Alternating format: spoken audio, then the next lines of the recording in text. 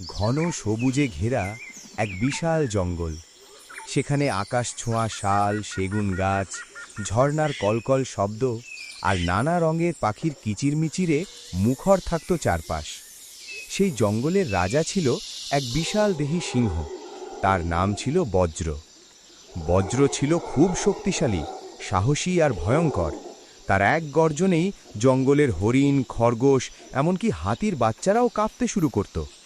কিন্তু তার একটি বড় দোষ ছিল, সে ছিল ভীষণ অহংকারী। সে প্রায়ই বলতো, এই জঙ্গলে আমার মতো শক্তিশালী আর কেউ নেই, আমি চাইলে একাই পুরো জঙ্গল কাঁপিয়ে দিতে পারি।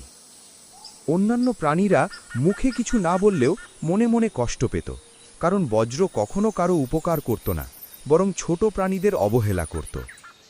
একদিন প্রচণ্ড গরম পড়েছিল। সূর্য মাথার উপর আগুনের গোলার মতো জ্বলছিল। বজ্র অনেকক্ষণ শিকার করে ক্লান্ত হয়ে পড়েছিল। সে একটি বড় বটগাছের নিচে এসে শুয়ে পড়ল। ঠান্ডা ছায়ায় সে ধীরে ধীরে ঘুমিয়ে গেল। হঠাৎ একসময় তীব্র ব্যথায় তার ঘুম ভেঙে গেল। বজ্র গর্জে উঠল। সে অনুভব করল তার ডান থাবায় ভীষণ ব্যথা। উঠে দাঁড়িয়ে দেখল একটি বড় ধারালো কাঁটা তার পায়ের গভীরে ঢুকে গেছে। সে থাবা তুলে দাঁত দিয়ে কাঁটা টেনে বের করার চেষ্টা করল, কিন্তু ব্যথায় তার শরীর কেঁপে উঠল। সে আবার চেষ্টা করল, কিন্তু সফল হল না। তার গর্জনে আশেপাশের প্রাণীরা ভয়ে দূরে সরে গেল। কেউই কাছে আসার সাহস পেল না।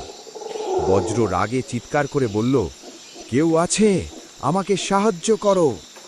কিন্তু তার এতদিনের আচরণের কারণে কেউ এগিয়ে এলো না। সবাই ভাবল, রাজা তো সবসময় বলে সে একাই সব পারে, তাহলে এখন কেন সাহায্য চাইছে?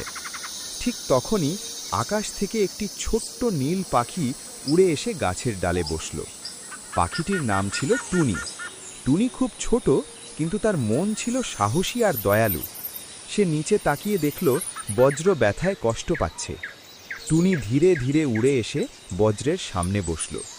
মহারাজ, আমি কি আপনাকে সাহায্য করতে পারি? বজ্র অবাক হয়ে তাকালো। তুই তুই এত ছোট, তুই আমাকে সাহায্য করবি?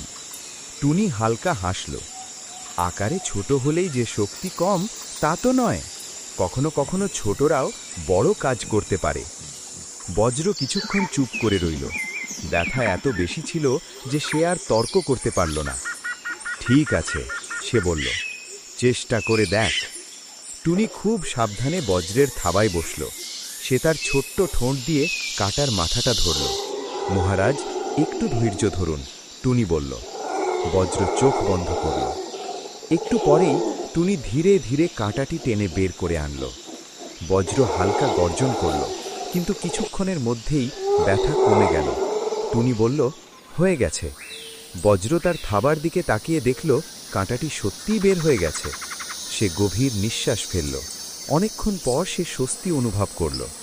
তুই সত্যিই এটা করতে পেরেছিস? বজ্র বিস্মিত হয়ে বলল। হ্যাঁ মহারাজ, সবাই কোনো না কোনোভাবে বিশেষ। সেদিন বজ্রের মনে এক অদ্ভুত পরিবর্তন হল। সে ভাবতে লাগল, যাকে সে এতদিন তুচ্ছ ভেবেছে, সেই ছোট্ট পাখি আজ তাকে বড় বিপদ থেকে রক্ষা করল। বজ্র মাথা নিচু করে বলল, টুনি, আমি এতদিন তোমাদের অবহেলা করেছি।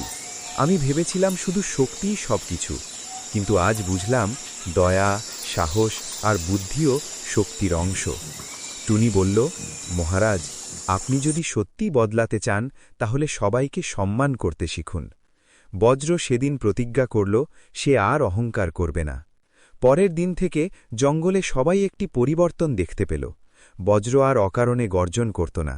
সে ছোট প্রাণীদের সুরক্ষা দিত, ঝগড়া মেটাত আর প্রয়োজনে সাহায্য করত।